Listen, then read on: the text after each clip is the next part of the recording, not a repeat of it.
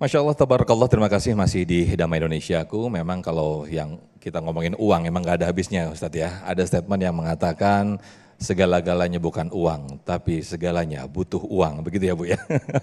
Baik, di sesi ini atau segmen ini kita bangun interaksi lebih dalam lagi, lebih akrab lagi. Kami persilakan Ustadz Fahmi untuk berinteraksi atau bertanya terlebih dahulu ke salah satu jamaah, Ibu Atin yang sudah kami siapkan. Baru nanti Ibu Atin boleh mengajukan pertanyaan ya. Silakan Ustadz Fahmi boleh turun untuk berinteraksi langsung dengan Ibu Atin untuk mengajukan pertanyaan. Dengan Ibu siapa? Ibu Atin Ustadz. Atin. Oh, iya. Atin, udah kayak masjid namanya, Masjid Iya. Atin. Saya mau tanya Ibu dulu nih. Punya anak berapa? Satu Ustaz. Satu, laki perempuan? Perempuan. Perempuan, kebetulan. Apa kebetulannya? Jangan ketawa dulu. Kalau seandainya ada pemuda, nih ceritanya belum nikah. Gak tahu anak ibu udah nikah apa belum? Udah nikah belum? Sudah. Oke, katakanlah ini andai ya. Kalau ada pemuda datang ke ibu, ke orang tua ya, si ibu sama suami, ngelamar anak ibu. Yang satu soleh, rajin sholat, pinter ngaji, tapi fulusnya kurang, miskin. Yang kedua ada lagi yang datang ngelamar, orangnya begajulan tapi anak orang kaya, kaya dia. Punya mobil, punya macam-macam. Kira-kira ibu bapak di rumah mau terima yang mana? Boleh yang moderat enggak? Ustaz? Enggak ada, ini jawabannya cuma satu atau dua. Jawab dulu, ntar saya tanya lagi. Baik, pastinya memilih yang sesuai dengan perintah Allah. Apa Ya, perintah Allah? Soleh. Yang soleh. Ya. Betul? Betul Ustaz. Jujur ya? Sumpah Ustaz. Sumpah. Ya. Jadi Nanti dicari idza bersama-sama. ja'akum ya man tardawna dinahu wa khuluquhu fazawwiju. Jika datang kepada kamu para orang tua, wali daripada anak perempuan, siapa yang laki-laki yang kamu ridhoi agama ya dan akhlaknya, maka terimalah lamaran pernikahan itu. Baik, sekarang saya mau tanya yang berikutnya. Kalau yang datang ngelamar anak ibu, ya orang ya yang kaya, ya tapi jahat dengan orang kaya tapi soleh, tentu pilih yang mana? Yang kedua Ustaz, nggak usah ditanya lagi. Nah, itu sih nggak usah ditanyain ya, intermezzo aja nih. Baik, silakan. Ibu Ati mau nanya apa? Baik Ustadz, ada satu pertanyaan yang tadi sudah disampaikan oleh Ustadz Hilmi ya, bahwa harta itu di tangan orang yang soleh menjadi maslahah, tetapi di tangan orang yang salah maka menjadi mafsadat. Pertanyaan saya ingin mulai dari unit terkecil, keluarga kita. Nah, di keluarga kita itu, atau saya mulai dari bahwa survei itu kan perceraian terbanyak itu kan karena uang, karena masalah harta gitu. Nah akhir-akhir ini Ustadz, ada sebuah pola hidup yang namanya frugal living artinya hidup hemat gitu ya.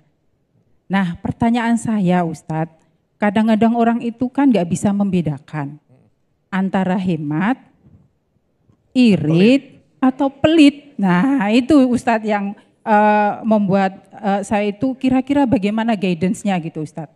Frugal living oke gitu kan, mengelola ekonomi keluarga itu memang harus manajemen yang bagus supaya kita bisa haji gitu ya Ustadz ya.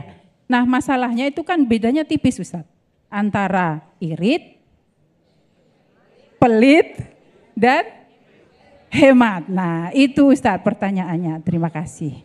Oh ya Ustadz, saya tadi dapat pesan bahwa kami ini dari Majelis Taklim Nurus Sholawat. Oh ya, Nurus Sholawat, Iya. Cahaya Sholawat, Masya Allah.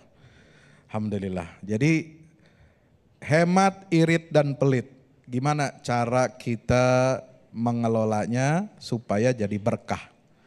Ya, jadi keluarga ini memang ada sekarang gaya hidup hemat. Ya, hemat itu terutama dalam hal apa? Terutama dalam hal kita supaya tidak boros. Ya, karena dalam Al-Quran itu bukan hanya diatur tentang pengelolaan yang baik, tetapi juga harus menghindari sifat tabdzir, berlebihan. Ya, wala tubadziru innal mubadzirina kanu ikhwanas syayatin. Orang yang mubazir berlebihan itu dia adalah saudaranya setan. Ya. Nah, ketika mengukur orang itu hemat atau pelit itu tergantung situasinya, level sosialnya dan kekayaannya. Ya, ada orang biasa pemasukannya pas-pasan tetapi pengeluarannya berlebihan. Nah, ini juga nggak baik. Ada orang yang sangat kaya, ya, tetapi dia pengeluarannya dibatasi betul. Jadi terkesan apa? Pelit, bahkan untuk keluarganya, untuk anak dan istrinya. Ya, nah itu nggak boleh. Jadi karena Nabi SAW selalu menganjurkan kepada kita agar kita itu memberikan apa? Memberikan nafkah kepada anak dan istri itu dengan cara apa? Bagaimana? Al-musir, dia dengan cara apa? Memberikan mereka kehidupan yang nyaman gitu.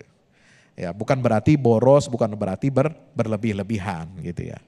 Nah, oleh sebab itu di sini pentingnya bagi kita ini untuk mengelola harta ini dengan bijak, ya. Jadi hemat itu penting, ya, karena ada pepatah mengatakan hemat pangkal kaya. Kalau boros pangkal, benar. Ada orang boros tapi kagak miskin-miskin. Ada orang hemat kagak kaya-kaya. Betul? Iya kan? Artinya apa? Ini tidak bisa dihitung secara matematis, secara kalkulasi. Ya, kita harus banyak bermohon kepada Allah, berikhtiar yang terbaik, lalu kemudian kita menempatkan posisi diri kita, ekonomi keluarga kita sesuai dengan porsi kita, sesuai dengan tempat kita. Jangan sampai ya, ini ibaratnya mangkok, ada ukurannya, kita ternyata isi lebih daripada kapasitasnya. Nah itu. Ya, oleh sebab itu supaya berkah dalam keluarga ini juga kita perlu perhatikan cara kita berinfak kepada keluarga. Nah, bagaimana kalau terbatas hemat, ya? Ada orang hemat tetapi dia sedekahnya Masya Allah. Hemat untuk diri sendiri nggak apa-apa. Itu disebutkan dalam Al-Quran. Wa yu'thiruna ala anfusihim walau kana bihim khasasah. Ya. Salah satu ciri sahabat muhajir Ansor itu yang diberkahi oleh Allah Subhanahu wa taala, yang mendapatkan keridhaan Allah, wasabiqunal awwaluna minal muhajirin wal ansor, itu bagaimana? Mereka itu suka mendahulukan orang lain. Gak apa-apa saya mah miskin, gak apa-apa saya mah kekurangan. Ya, yang penting saya bisa sedekah. Yang penting saya bisa membahagiakan orang lain. Nah, sebab perbuatan itsar seperti itu, maka dia akan mendapatkan keberkahan. Insya Allah. Allah ganti dengan yang lebih baik. Amin ya robbal alamin. Amin. Baik, terima kasih Ustaz Fahmi Salim sudah berinteraksi dengan jamaah kita.